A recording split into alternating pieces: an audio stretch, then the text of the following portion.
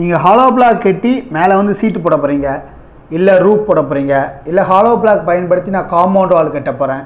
So நீங்கள் hollow block பயன்படுத்தி என்னென்னலாம் பண்ணலாம், அதுக்கு என்னென்ன அட்வான்டேஜ் இருக்குது, டிஸ்அட்வான்டேஜ் இருக்குது, காஸ்ட் எஃபெக்டிவாக எப்படி பண்ணலாம் அப்படிங்கிற மாதிரி கம்ப்ளீட்டான வீடியோ இந்த வீடியோவில் இருக்குது.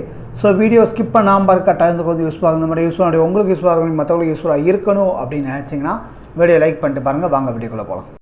ஒரு அழகான ஒரு பிளான் தேவை, ஏன்னா வாஸ்துப்படி நான் வந்து வீடு கட்டலான் இருக்கேன். ஸோ அது எனக்கு தேவை. அது மாதிரி அந்த பிளானுக்கு எவ்வளோ மெட்டீரியல் வரும், மணல், சிமெண்ட்டு, செங்கல், அதுக்கான காஸ்ட் எவ்வளவு, அந்த பில்டிங்க்கான ஓவரால் காஸ்ட் எவ்வளவு அப்படிங்கிறது எனக்கு ஒரு எஸ்டிமேஷன் நான் பண்ணி தரணும். அப்படின்னாலும் இல்லை அப்படின்னா பிளானுக்கு என்ன சைஸில் பில்லர் போடணும், என்ன கம்பி போடணும், எத்தனை கம்பி போடணும், எவ்வளோ குவான்டிட்டி ஆஃப் ஸ்டீல் போடணும் அப்படிங்கிற கம்ப்ளீட் செக்சுரல் சம்மந்தமான டீட்டெயில் வேணும். இல்லை அப்படின்னா அந்த பிளானுக்கு எலிவேஷன் தேவை, முகப்பு தேவை.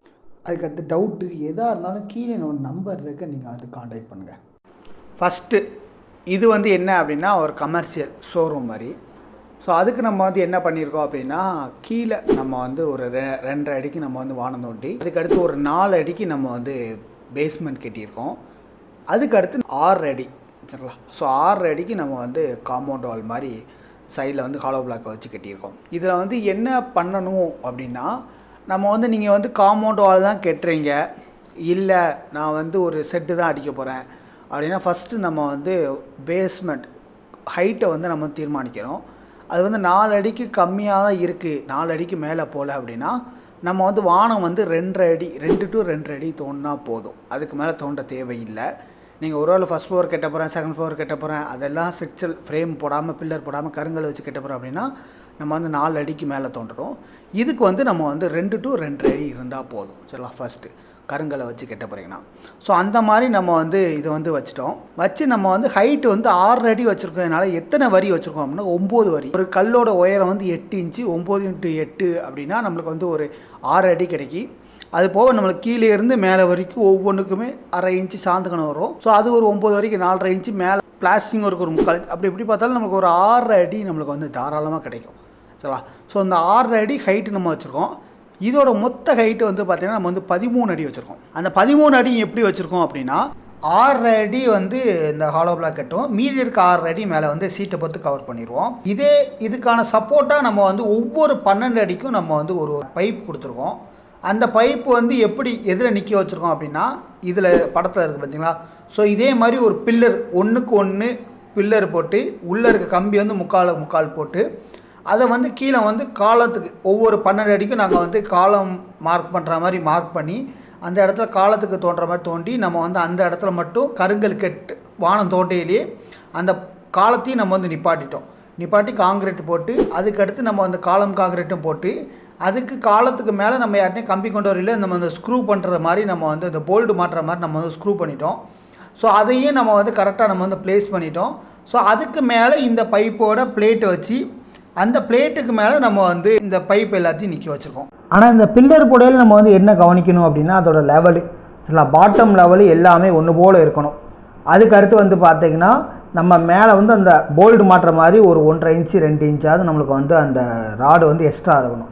ஸோ இதுதான் முக்கியமானது. நம்ம இதை மட்டும் கவனமாக அந்த லெவலிங்கை மட்டும் கரெக்டாக பார்த்து நம்ம வந்து அந்த காலத்தெல்லாம் ப்ளேஸ் பண்ணிட்டோம் அப்படின்னா மேலே இருக்க பைப் எல்லாமே வந்து பார்த்திங்கன்னா ஒரே லெவலில் இருக்கும் சரிங்களா. அது ஒன்று. அடுத்து ஒரு வேளை நான் வந்து இவ்வளோ பெரிய செட்லாம் அடிக்கலை, நான் ஒரு 10க்கு 10 ரூமு இல்லை ஒரு 20க்கு 10 ரூமு அந்த மாதிரி ஒரு சின்ன ஒரு ரூமு தான் அடிக்க போகிறேன். ஸோ அந்த ரூமுக்கு நான் எப்படி செட் அடிக்குன்னு கேட்டிங்கன்னா, இதே மாதிரி பைப்பை நம்ம நிப்பாட்டணும். அந்த பைப்புக்கு நம்ம இந்த மாதிரி காலத்தை போட்டோ காங்கிரீட் போட்டோ நம்ம வந்து போடணும்னு தேவையில்லை. நம்ம டாப்பில் வந்து கருங்கல்லுக்கு மேலே நம்ம வந்து ஒரு பெல்ட் போடுவோம் பார்த்தீங்களா. அந்த பெல்ட்லேயே நம்ம வந்து ஒரு 4 ராடை வந்து நம்ம வந்து மேலே தூக்கி விட்டுக்கலாம் சரிங்களா.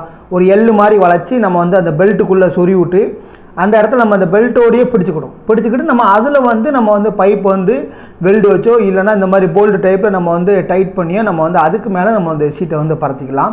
ஸோ அது வந்து ஸ்ட்ரென்த்தாக இருக்கும். நம்ம நார்மலாக உடச்சி ஒரு செவத்துக்குள்ளே அந்த பைப்பை ஏற்றுறத விட நம்ம இந்த பெல்ட் காங்கிரீட்டோட அந்த பைப் வந்து பிடிச்சிக்கிருச்சு அப்படின்னா நல்லா ஸ்ட்ராங்காக இருக்கும். இது வந்து கமர்ஷியல் பர்பஸ்னால இது வந்து ஒரு காலமாகவே போட்டு அந்த காலத்தில் வந்து இந்த ராடு வந்து உட்காந்துருக்கு. ஸோ அது வந்து செக்சுரல் வைஸு நம்மளுக்கு வந்து லைஃப் வந்து அதிகமாக கொடுக்கும். ஸோ அதனால் இதை பண்ணியிருக்கோம். இதே மாதிரி நம்ம வந்து இல்லை நான் வந்து மொத்தமாகவே இது வந்து இந்த மாதிரி சீட்டு எதுவுமே இல்லை, ஜஸ்ட்டு காம்பவுண்டு மட்டும்தான் அப்படின்னா நம்ம வந்து யாருனே சொன்ன மாதிரி 2 அடி கருங்கல் கட்டிட்டு இதோட ஹைட்டை வேணால் நம்ம வந்து 4 அடியாக இருக்கிறது வந்து ஒரு 2 அடியாக கட்டிட்டு நம்ம இதை வேணால் ஒரு 9 வரி இல்லை அப்படின்னா 8 வரி வச்சா கூட நமக்கு வந்து ஒரு 6 அடி கிட்ட கிடச்சிரும். ஸோ அதுவே போகிறோம். அது 6 ஒரு இது ஒரு 2 அப்படின்னாலே நமக்கு வந்து ஒரு 8 அடி கிடச்சிக்கிறோம். 8 அடி ஹைட்டே தாராளமாக போதும் காம்பவுண்டுக்கு வந்து மினிமம் ஒரு 6 அடி ஹைட் இருக்கும். நம்ம ரோடுலேருந்து ஒரு 6 அடி ஹைட் இருக்கணும். அதுக்கு மேலே நம்ம எவ்வளோ தேவைப்படுதோ அவ்வளோ ஆண்டு வச்சுக்கலாம். சரிங்களா? ஸோ அந்த பர்பஸ்க்காண்டி நம்ம ஒரு காம்பவுண்டாக கட்டுறோம் அப்படின்னா அந்த மாதிரி ஹாலோ பிளாக் வச்சு கட்டிக்கலாம். காம்பவுண்ட் வாலுக்கு வந்து பூசணும் அப்படிங்கிற அவசியம் கிடையாது. ஏன்னா ஹாலோ பிளாக் வந்து வாட்டர் அப்சார்ப்ஷன் இல்லை. நம்ம நார்மல் பிரிக் அப்படின்னா நம்ம தண்ணி பட்டு அது வந்து ஈரப்பதமாகி அதோட ஸ்ட்ரென்த் வந்து குறையும். ஆனால் ஹாலோ பிளாக்கு அந்த பிரச்சனை இல்லாததுனால நம்ம வந்து பூசணும் அப்படிங்கிற கட்டாயம் கிடையாது. அந்த பூச்சிலையும் நம்மளுக்கு வந்து ஒருவேளை ஃபினிஷிங்கு பார்க்க லுக்காக இருக்கணும் அப்படின்னா நம்ம வந்து பிளாஸ்டிக் ஒர்க் பண்ணலாம். இல்லை நான் எக்கனாமிக்கலாக போகிறேன், காஸ்ட் வைஸ் நான் கம்மி பண்ணணும், இல்லை வீடு இல்லை ஜஸ்ட் ஒரு லேண்டுக்கு தான் நம்ம வந்து காம்பவுண்ட் வால் பண்ணுறோம் அப்படின்னா பூசவே தேவையில்லை. ஜஸ்ட் நீங்கள் காம்பவுண்ட் வாலை மட்டும் கட்டி விட்டு கேட்டை போட்டு க்ளோஸ் பண்ணிக்கலாம். இது வந்து எல்லா சைட்டுக்குமே யூஸ் ஆகாது. ஒவ்வொரு சைட்டுக்கும் ஒவ்வொரு மாதிரி இருக்கும். அது உங்களுக்கு தேவை, கன்சல்டிங் தேவை அப்படின்னா ஸ்க்ரீனில் தண்ணி நம்பர் கான்டாக்ட் பண்ணுங்கள். உங்களுக்கு நான் எப்படி பண்ணலாம் அப்படிங்கிறத நான் கைட் பண்ணி சொல்கிறேன்.